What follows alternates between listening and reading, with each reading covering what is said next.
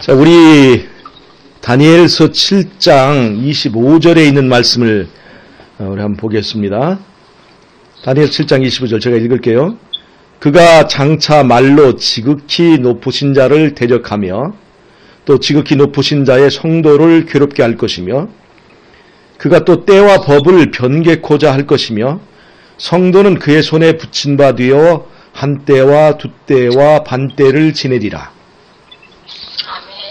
우리가 금방 읽은 이 다니엘 7장 15절은 7장 25절은 이 적그리스도 다니엘 7장에서 나온 그 작은 뿌리 하나님에 대하여 하나님을 도전해 가지고 하는 일 중에 하나가 때와 법을 변개코자 한다고 그랬어요. 때와 법을. 자, 그럼 여기서 법을 변개코자 한다는 것은 그 카톨릭이 십계명에 손댄 것이라는 것을 우리가 분명히 알 수가 있죠. 자, 첫째로 제일 중요한 건 안식일 계명을 변개한 거예요. 안식일을 바꾸어서 주일로 변개한 거. 십계명의 네 번째 계명에 손댄 거죠. 그 다음에 또 십계명의 두 번째 계명, 우상에 관한 그 계명을 삭제를 했어요. 십계명이 하나가 삭제되니까 10번째 계명, 내 이웃의 것을 탐내지 말라고 하는 그 내용의 10번째 계명을 둘로 나누었어요. 그래서 십계명이라고 하는 그 형태는 이루었지만 예전의 십계명에 비해서 여기저기 빼고 또 자르고 또 내용을 변개하는 그런 일을 했습니다. 자, 그러면 이 십계명을 변개한 것, 특별히 그 대표적인 것이 바로 안식일을 바꾼 것이 이 법을 변개한 것이라고 우리가 볼 수 있는데, 그럼 그 앞에 때를 변개한 것은 무엇일까? 우리가 때와 법을 변개코자 했다, 때와 법을 변하게 했다 하는 것을 보통 우리가 두루뭉실하게 잡아서 이 안식일을 바꾼 거 아니냐. 왜냐하면 안식일은 예배 때도 되지 않는가 그렇게 생각을 하지만, 근데 사실은 여기서의 때는 안식일 계명을 바꾼 것은 법을 변개한 것에 해당이 되지만, 여기서 때에 관한 것은 사실은 안식일 그 계명을 바꾼 것이 아니고, 사실은 다니엘서의 내용을 통해서 보면 이것이 다른 내용이라는 걸 알 수가 있어요. 다니엘서 2장 8절부터 한번 보겠습니다. 다니엘서 2장 8절. 다니엘서 2장에 보면 다니엘과 세 친구가 이제 바벨론 궁으로 잡혀가서 생활을 하다가 이제 왕 앞에 모셔서게 되고 이 바벨론 박사와 같은 대접을 받게 되었는데, 그럴 때 느부갓네살이 꿈을 꾸게 되죠. 근데 그 꿈을 그냥 잃어버리게 돼요. 그 꿈을 잊었다고 해야 되나 잃었다고 해야 되나 어떻든 간에 자기가 꾼 꿈이 생각이 나지 않아서 바벨론에 있던 그 모든 그 박사들을 불러다가 내가 지금 굉장히 중요한 꿈을 꾸다가 그 꿈의 내용을 잊어버렸는데 이 꿈의 내용이 무엇이었는지 알아내라 하고 이 박사들에게 명령을 하게 되는 거예요. 근데 사실 이게 우리가 뭐 이런 것을 아무리 왕이라도 어떻게 이런 그 아랫사람들에게 이런 것을 이렇게 과제를 내놓을 수가 있을까 생각을 하지만, 사실 그 당시에 바벨론 술사들의 그 하던 일, 그다음에 그 사람들이 공언하던 어떤 그 것들에 비하면 이런 것들을 충분히 해낼 수도 있어야 되는 거예요. 왜냐하면 그들이 천문학에 통달하고 또 역시 여러 가지 그 마술과 술수나 이런 것들에 굉장히 그 탁월한 어떤 것들을 자랑하던 사람들이기 때문에 이게 느부갓네살이 꿈꾼 것을 이제 찾아놓으라고 하는 것을 말할 만큼 왕으로서는 그들을 믿을 만한 어떤 그런 구석이 있는 그런 상황이었어요. 그런데 이 꿈이 하나님께서 주신 꿈이기 때문에 이 박사와 술사들이 알아낼 수도 없고, 그 사람들이 말을 하기를 다니엘서 2장 8절에 보면 이 술사들이 뭐라고 얘기하면 7절을, 자 6절부터 보면 너희가 만일 꿈과 그 해석을 보이면 너희가 선물과 상과 큰 영광을 내게서 얻으리라. 그런즉 꿈과 그 해석을 내게 보이라.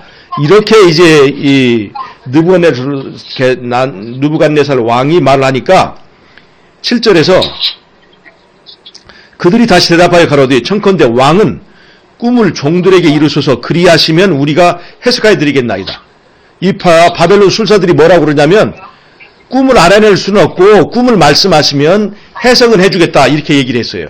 그러니까 이 8절에 왕이 대답하여 가로되 내가 분명히 아노라 너희가 나의 명령이 내렸음을 보았으므로 시간을 천연하려 합니다. 여기 시간을 천연하려 한다 그랬잖아요. 이게 시간, 다른 말로 때를 좀 연장하려고 한다, 미루려고 한다, 그렇게 얘기를 하고 있어요. 그리고 나서 9절에 뭐라고 얘기하냐면 너희가 만일 이 꿈을 나로 알게 하지 아니하면 너희를 처치할 법이 오직 하나이니 이는 너희가 거짓말과 망령된 말을 내 앞에서 꾸며 말하여 때가 변하기를 기다리려 함이니라 라고 이 느부갓네살이 얘기해요. 여기에서 때가 변한다는 것은 무슨 말이냐? 여기서 때는 뭐냐? 이거는 심판의 때를 말하는 거예요. 너희들이 죽을 때, 즉 심판의 때를 이게 어떻게 좀 변해보려고 좀 하는구나, 그렇게 얘기를 하고 있는 거예요. 그리고 20절, 21절에 보면 다니엘이 말하여 가로되 영원 무국이 하나님의 이름을 찬송할 것은 지혜와 권능이 그에게 있음이로다. 그는 때와 기한을 변하시며 왕들을 패하시고 왕들을 세우시며 지혜자에게 지혜를 주시고 지식자에게 총명을 주시는도다. 여기 21절에 보면 하나님을 때와 기한을 변하실 수 있는 분이시다, 그렇게 얘기를 하고 있어요. 여기서 때와 기한, 이것을 다니엘서 2장의 상황과 이게 비교해서 보면 이때는 바로 심판의 때라는 것을 알 수가 있어요. 심판의 때. 그래서 다니엘서 2장에서 때를 변개할 수 있는, 때를 변할 수 있는 권한을 가진 이, 그것은 바로 그때 때는 바로 심판을 말하는 거예요. 심판을. 자, 그런데 다니엘 7장 25절에 보면 적그리스도가 그가 또 때와 법을 변개코자 할 것이다 라고 할 때에 법은 안식일 계명을 변개하는 것이라고 한다면 때를 변개코자 한다는 것은 바로 뭘 말하냐면 하나님이 정하신 심판에 관한 때를 이제 변개하려 한 것이다 라고 하는 것을 우리가 분명히 알 수가 있습니다. 다른 말로 하면 적그리스도의 두 가지 공격 포인트는 뭐냐면 첫 번째 하나님의 계명을 공격하는 것이고 또 하나는 심판을 공격하는 것이다 이 말이에요. 심판을. 오늘 그 얘기를 하려고 합니다. 요즘에 우리가 박영우 목사가 조사 심판에 대해서 그 조사 심판을 무력화시키는 그런 이설을 전하고 있는데 이 적그리스도의 두 가지 공격 포인트 중 하나가 바로 심판에 관한 것이라는 거예요. 심판에 관한 것이. 첫째, 하나님의 계명을 변개코자 하는 것은 무엇일까요? 왜 이 적그리스도는 하나님의 계명을 변개하려고 하는 것인가? 이 적그리스도가 계명에 대하여 공격을 하고 있는 것은 바로 선악간의 대쟁투, 하늘에서 시작된 이 대쟁투가 바로 율법에 관한 것이기 때문에 그렇습니다. 율법에 관한 것. 그래서 하나님의 계명을 일부를 변개하고 그것이 진짜 하나님의 계명인 것처럼 사람들에게 가르치고 심지어 마지막 종말에는 그 율법에다가 강제적인 힘을 가해서 안식일을 일요일로 바꾸어 가지고 그것이 하나님의 법이기 때문에 이 법을 지키지 않는 자에게는 매매하는 권리도 뺐고 누구든지 이 법을 지키지 않으면 며칠은 다 죽이겠다고 하는 그러한 강제적인 힘까지 여기다 부여하면서까지 이 법을 고치려 하는 것은 이것이 선악관의 대쟁투를 이해하지 않으면 이것을 잘 이해할 수가 없습니다. 왜냐하면 하늘에서 시작된 선악관의 대쟁투에서의 그 이슈는 뭐냐면 하나님의 율법을 피조물이 순종할 수 있느냐 없느냐예요.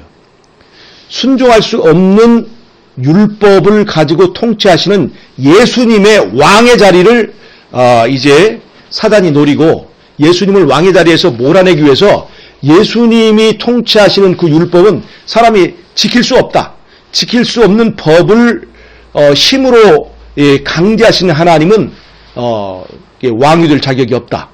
라고 하는 것으로 예수님을 공격하기 위해서 이제 하나님의 계명을 사람이 순종할 수 없다.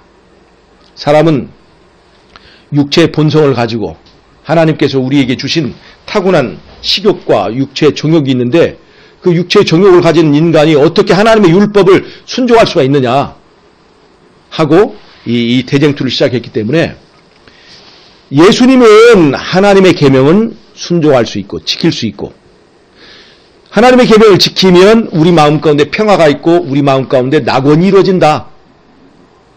근데 사단은 하나님의 계명을 지킬 수가 없고 하나님의 계명을 지킨다 하더라도 그 율법은 우리를 노예로 우리의 자유를 박탈하는 것이다 라고 하는 것으로 대쟁투가 붙었기 때문에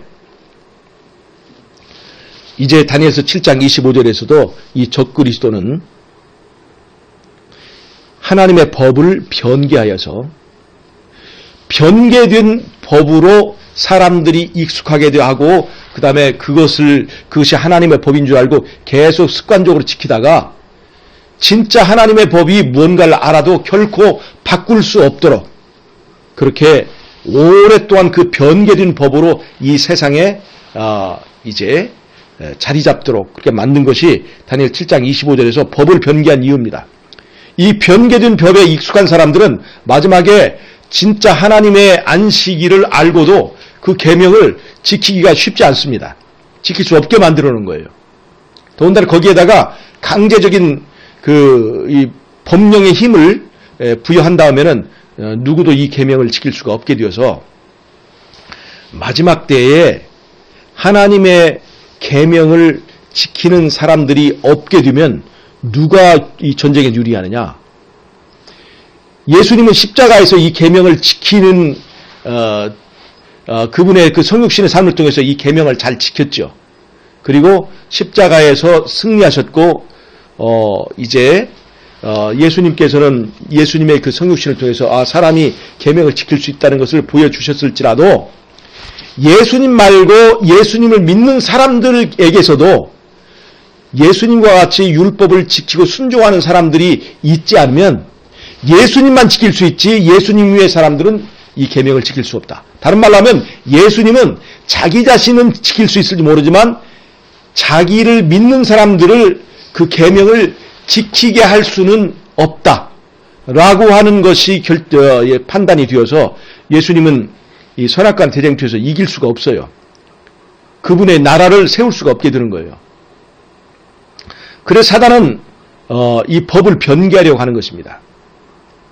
또 하나 사단은 왜 때를 변개하려고 하는 거냐? 그 때는 뭐냐? 바로 심판의 때예요. 심판의 때. 심판에 대해서 공격하는 겁니다. 첫 번째 박영우 목사처럼 이 심판이 없다. 또 심판이 이게 작은 뿔에 대한 심판이다. 라고 하면서 심판에 대한 것을 왜곡시키고 심판에 관한 것에 이게 혼란을 주는 겁니다. 그러나 계시록 14절에 보면 새 천사의 기별과 함께 두 개의 심판이 나오는데 두 개의 심판은 첫 번째는 곡식 심판이고 또 하나는 포도송이 포도 심판입니다. 곡식 심판은 의인의 구원을 말하는 거고 포도 심판은 이 적그리스도의 세력의 심판을 말하는 거예요. 분명히 계시록 14장에서 두 가지 심판을 동시에 얘기하고 있어요. 즉 우리가 다니엘 8장 14절에 말하는 2300주야가 끝나는 때부터 시작되는 그 심판은 작은 뿔에 대한 심판일 뿐만 아니라 의인의 구원에 관한 심판이 동시에 이루어지는 것을 알 수가 있는 거예요. 즉 의인이 구원을 받으려면 하나님의 나라의 백성이 되어야 되고, 의인이 신원을 받으려면, 즉 이 의인들에 대하여 작은 뿔이 베풀고 있는 이 핍박에 대하여 심판이 가해지려면 그 사람이 하나님의 백성이라는 것이 입증이 되어야 되기 때문에 결국 1844년부터 있는 그 심판은 작은 뿔에 대한 심판일 뿐만 아니라, 즉 포도송이에 대한 심판일 뿐만 아니라 곡식에 대한 심판도 동시에 이루어지는 것이라는 것을 우리가 알 수가 있습니다. 자, 이렇게 이 심판이 이루어질 것인데 사단은 어떻게 이 심판의 때를 변개하려 하는 것인가? 그것은 바로 사단은 이 시대에 예수님 말고 예수님의 그 말씀대로 하나님의 계명을 지키며 예수의 증거를 가진 이 남은 무리가 이 세상에 이제 종말까지 연결되어야 되는데, 이제 그 남은 무리가 끊어지도록 계속 핍박을 가하고 계속 유혹하고, 그래서 어느 시대일지라도 남은 무리가 끊어져 버리면 그건 바로 사단의 주장이 이제 인정을 받는 거예요. 어떤 시대든지 그 남은 무리가 권이 생기게 되면 바로 여기에 이렇게 하나님의 계명을 지킬 수 없는 사람들이 있지 않느냐에 대한 그 입증이 되어서 어느 시대든지 예수님은 남은 무리를 가지고 계셔야만 되는 거예요. 그 남은 무리를 없애기 위하여 사단은 다니엘 8장 13절에서 하나님의 백성들을 핍박할 뿐만 아니라 예수 그리스도의 그 매일 드린 제사를 폐한다고 하는 말, 다른 말로 하면 매일 드린 제사를 폐한다는 것은 매일의 봉사를 이제 방해한다는 것인데, 매일의 봉사는 예수님과 우리와의 개인적인 만남을 말합니다. 예수님과 개인적인 만남을 방해하기 위해서 하늘 성소 대신에 가짜 성소를 만들었는데 그것이 카톨릭 시스템이고, 그 다음에 진정한 시간 성소, 하나님과 사람이 만나는 그 만남의 시간, 바로 안식일을, 예수님과 사람이 만나는 안식일을 가짜 시간 성소인 일요일을 세워서 진짜 시간 성소를 무력화해서 예수님과 우리가 개별적으로 만나는 일을 방해하는 일을 하는 것이 바로 매일 드린 제사를 폐한다고 하는 것입니다. 가짜 안식일을 세워서, 가짜 성소를 세워서, 그 다음에 예수님에게 죄를 고하지 않고 신부에게 죄를 고하게 함으로써, 그렇게 함으로써 하늘 성소에 계신 예수님과 우리가 연결되는 것을 이제 방해하고 이제 막는 것이 바로 매일 드린 제사를 폐하는 것인데, 그렇게 매일 드리는 제사를 폐하는 그런 일, 예수님의 매일의 봉사를 무력화하는 일을 통해서 사단이 이루고자 하는 그 효과는 바로 어떤 시대든지 이 남은 자를 끊어지게 하려고 하는 거예요. 그런데 이 남은 자는 끝까지 연결되어서 다니엘 12장 17절에 보면 이제 마지막 때까지 연결되게 됩니다. 계시록 12장 17절이죠. 여자의 남은 자손 곧 하나님의 계명을 지키며 예수의 증거를 가진 자들이 끝까지 이어지게 되어서 그 심판의 때가 드디어 계시될 수가 있게 되는 거예요. 그 다음에 이 심판을 마치려면 마지막 때 14만 4천인이라고 하는 이 하나님의 계명을 지키며 예수의 증거를 가진 흠없는 백성이 나타나야 되는데, 그 14만 4천은 이스라엘의 각 지파를 대표하는, 그리고 전 세계의 사람들을 이제 다 대표하는 그러한 그 무리들인데, 그 14만 4천인이 성립하지 못하게 함으로써 또 이 심판이 마치는 것을 이제 사단은 방해할 수가 있어요. 이런 걸 통해서 사단은 때와 법을 변개코자 하는 그런 일들을 시도하게 되는 것입니다. 이런 흐름을 놓고 볼 때 지금 이 이상구 박사나 또 이 박영호 목사나 이런 분들이 지금 이렇게 심판을 자꾸 공격하고 교란시키는 것은 바로 이 적그리스도의 두 가지 공격 포인트에 교회를 같이 하는 것이라고 볼 수 있습니다.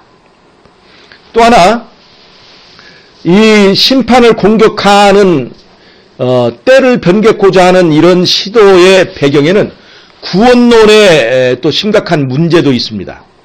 구원론. 우리가 유대인들은 율법주의의 행위를 통해서 구원을 받으려고 그랬죠. 그것은 바로 뭐냐면 자아가 주인인 상태로, 즉 내가 주인인 상태로 내 행위를 통해서 구원을 얻으려고 했던 거, 이루어지려고 했던 것이 바로 율법주의인데 결코 우리는 그것을 성공할 수가 없습니다. 내가 주인인 이상 내 행위의 열매로서는 절대로 율법의 요구를 채울 수가 없습니다. 그래서 이제 그 로마서나 갈라디아를 통해서 우리에게 주신 진짜 기별은 뭐냐면 사람이 율법의 행위를 통해서 구원받지 못하고 믿음을 통해서 구원받는다. 그 믿음은 뭐를 말하는 거냐? 그 믿음을 통해서 구원 얻는다는 건 바로 뭘 말하냐면 우리의 주인을 바꾸는 것을 말합니다. 주인을. 믿음을 통해서 내가 예수님을 믿게 되고 예수님을 영접해서 내가 주인을 바꾸게 되는 거예요. 주인을 바꾸는 것을 통해서 이제는 내 행위가 아니라 주인의 행위가 열매를 맺게 되면 사람이 율법을 순종할 수 있게 되고 또 하나님 나라에 적합한 그런 백성이 되는 것을 말하는 겁니다. 그래서 믿음은 주인을 바꾸는 것이 핵심 포인트예요. 주인을 바꾸면 당연히 주인의 행위가 나오게 돼 있어요. 즉 율법주의에서는 내가 주인의 자리에 있기 때문에 내 행위가 나올 수밖에 없어요. 그래서 어떤 행위를 하려고 하면 결국은 내 행위가 풍성해질 뿐이지 거기는 주인의 행위가 아니기 때문에 절대로 율법의 요구를 충족시킬 수가 없는데 이 믿음으로 말미암는 이런 주인을 바꿔버리는 것이기 때문에 주인을 바꾸게 되면 내 행위가 나오지 않고 성령의 열매, 예수님의 행위가 나와서 그 행위를 통해서 우리는 율법의 요구를 채울 수가 있고 또 율법을 지킬 수 있게 되는 것을 말하는 거예요. 그런데 믿기는 믿지만 주인을 바꾸지 않는 믿음이 있습니다. 그것이 소위 말하는 값싼 믿음이에요. 예수님께서 십자가에서 나를 위해 죽으셨다. 그래서 예수님 안에 내가 구원 얻을 공로가 있다. 이것을 인정합니다. 믿는 거예요. 그러나 주인을 바꾸지 않아요. 자, 그 사실을 하지만 내가 주인을 바꾸지 않기 때문에 믿었지만 내 삶은 달라지지 않습니다. 믿었지만 사람은 율법을 지킬 수가 없어요.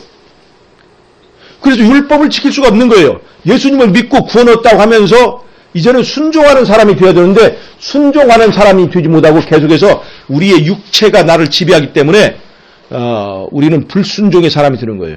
그 불순종할 수밖에 없는 사람을 합리화시키기 위해서 어떤 신학적 이론이 정립되냐면 십자가에서 율법이 폐해졌다.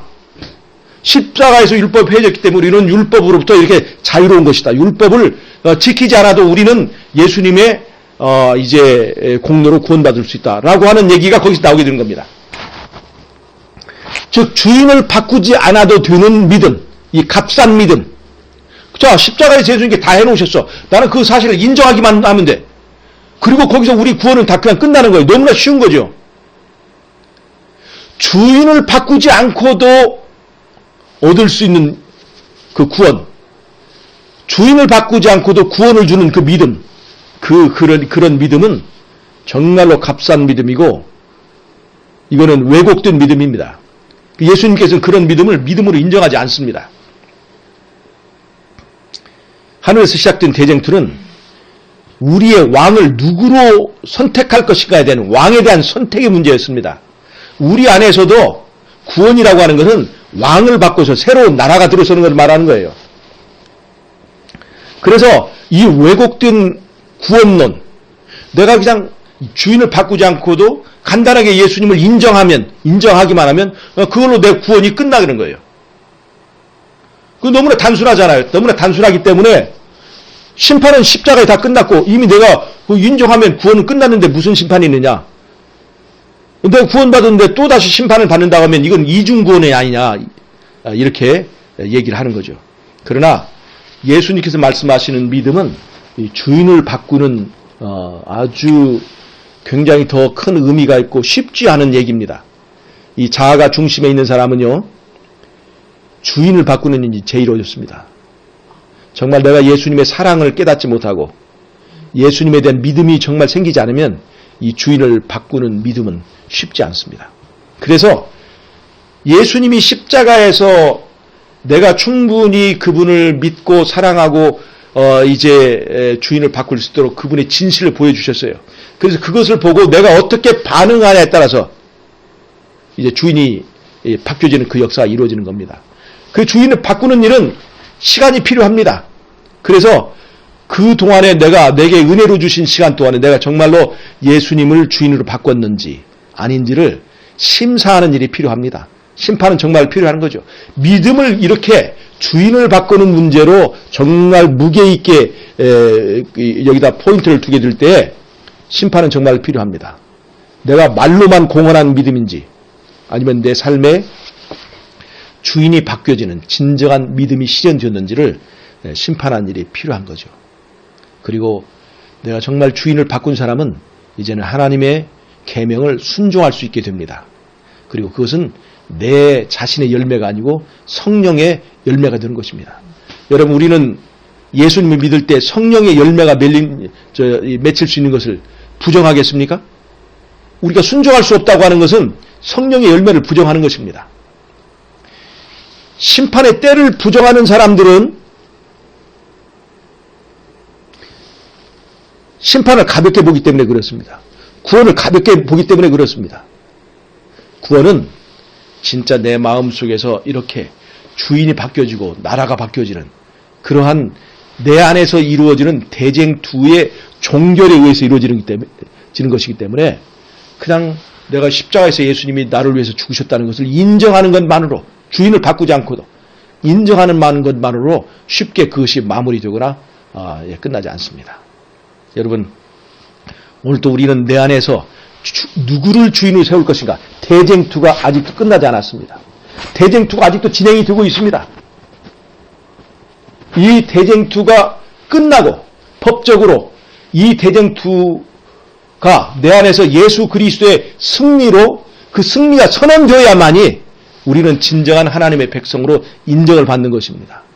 법적인 선고가 필요합니다. 이 싸움이 있기 때문에 이 싸움에 따른 분명한 판정이 내려져야 되는 것입니다. 그 판정을 위해서 이렇게 하나님의 심판이 있는 거예요. 내가 정말 내 안에서 예수 그리스도가 승리하고 예수 그리스도가 이김으로 내가 이기는 자가 되었다고 할 때에 우리는 그 심판을 기다리고 그 심판을 통해서 우리는 승리하게 되는 것이기 때문에 그 심판은 복음이 될 수 있는 거예요. 심판은 결코 두려운 것이 아닙니다. 그래서 저는 오늘 다니엘서 7장 25절을 통해서 적그리스도의 두 가지 포인트, 그것은 하나님의 계명을 변개시키고 또 때를 변개하려고 하는 이 두 가지 포인트에 있다는 것을 여러분들에게 제가 말씀을 드립니다. 하나님의 계명을 이 적그리스도와 바꾸려는 데는 이유가 있습니다. 심판의 때를 변개하고 그 심판을 무력화시키려고 하는 데는 적그리스도는 이유가 있는 것입니다. 목적이 있는 거예요. 여러분, 이런 적그리스도의 이설에 동조하는 그런 그 시대적 유행에 여러분들이 무너지지 않으시길 바랍니다. 여러분, 때와 법을 변개하려고 하는 세력이 있을 때 우리는 하나님의 계명을 지키는 무리가 되고 또 하나님의 계명뿐만 아니라 예수의 증거에 충실한 저와 여러분이 되시기를 바라고 마지막 때 승리하는 저와 여러분이 되시길 바라면서 오늘의 말씀을 마치도록 하겠습니다.